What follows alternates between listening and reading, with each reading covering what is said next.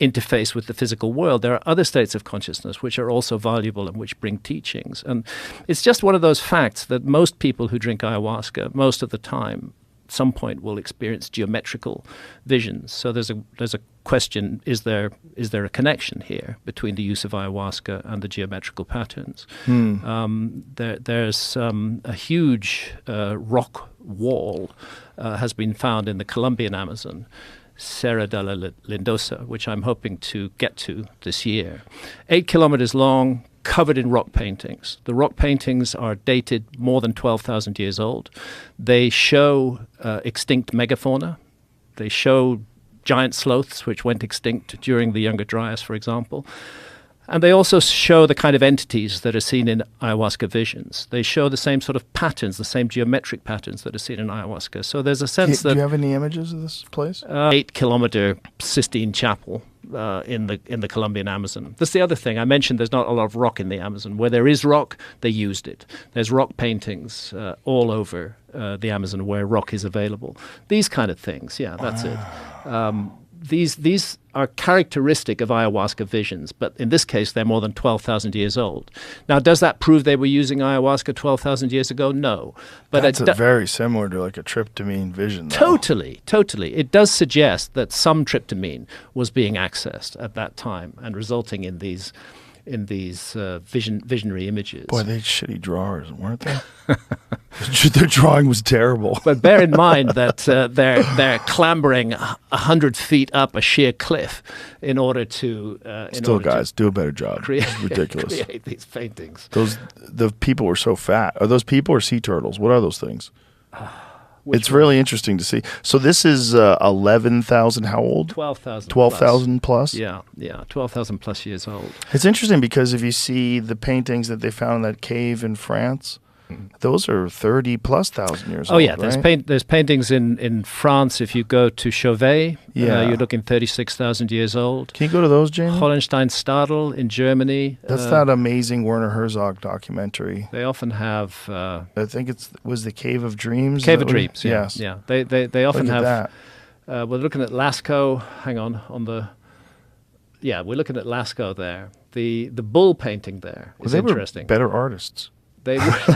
They were. I have to confess, they were quite a bit better. This art is very good. If you go, Jamie, if you go to the NPR, the painting of a bull, one step left from where you are, that one.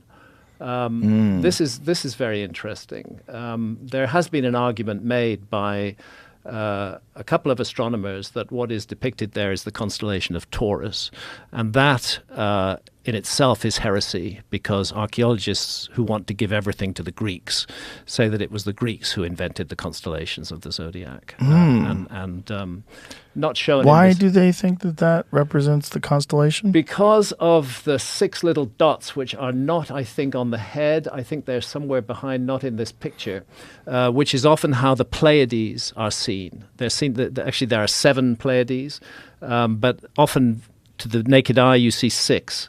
And the positioning of the Pleiades in relation to the constellation of Taurus is the basis for that argument. It could be. I'm not sure. It's so long since I've looked at this, but I know that there are six dots there. So this cave art was going on all around the world. It's found that some of the oldest art has been found in Indonesia. Oh, here it is. Here's the. Yeah, there's the Pleiades. The whole argument about the Pleiades. It's those dots exactly. The ones you pointed to above the back of the bull. 1, 2, 3, 4, 5, 6. That is how the Pleiades are often seen with the naked eye. Can you go back to the other image? Yeah, there. Wow. You know, that. It's an argument. It's not accepted by mainstream archaeology because of their narrative, which is that the discovery of the constellations of the zodiac is given to the Greeks or perhaps to the Mesopotamians before the Greeks.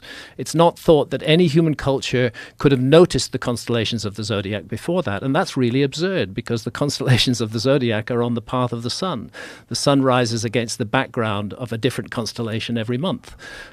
And how would the ancients have missed that, especially since the skies were an ever-present phenomenon to them in a way that they are not to us. Right. We're cut off from the skies by light pollution, but the ancients were not. What a fascinating concept that they knew about the constellations 30,000+ years ago. Yeah, and I believe they did. And we see that again in Göbekli Tepe, in Pillar 43 in Enclosure D. You see a constellation that we recognize as Sagittarius. Brian and I were talking about one of the ancient versions of human beings, and I sent him this the other day because I read this article that I thought was amazing, where it was talking about they found wooden structures that were 500,000 years old. That's right. Yeah, so I'll send you this, Jamie.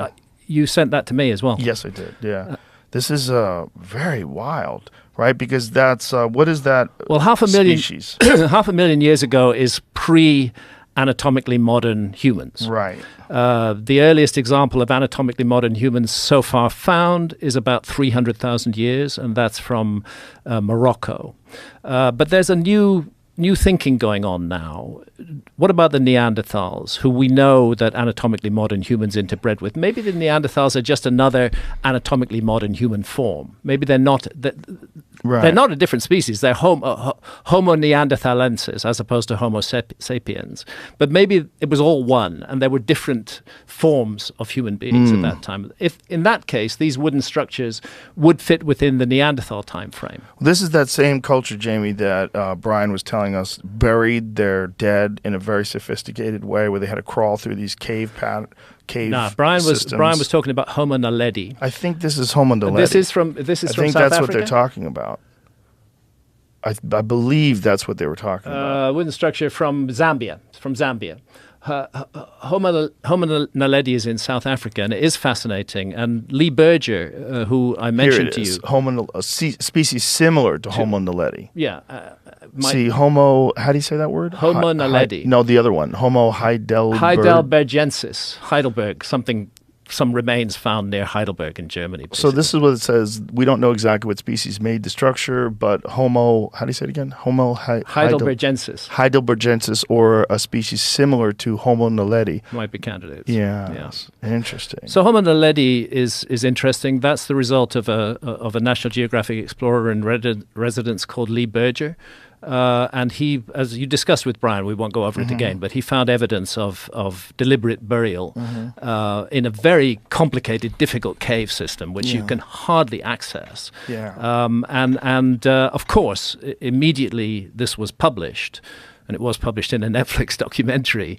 The archaeological establishment descended on him like a ton of bricks and tried to find all kinds of reasons why it couldn't possibly be deliberate burial. Whereas I think it would be much more interesting if archaeology tried to, first of all, look at all kinds of reasons why it could be deliberate burial, because that opens many doors, whereas saying, no, it's impossible, just closes all the doors. Well, Hey, woman, since your man ain't got no heart, why don't you go to my apartment tonight? I'll show you a real man. There you go. What? Fuck you. Hey, woman, since your man ain't got no heart, why don't you go to my apartment tonight? I'll show you a real man. There you go. What? Fuck you.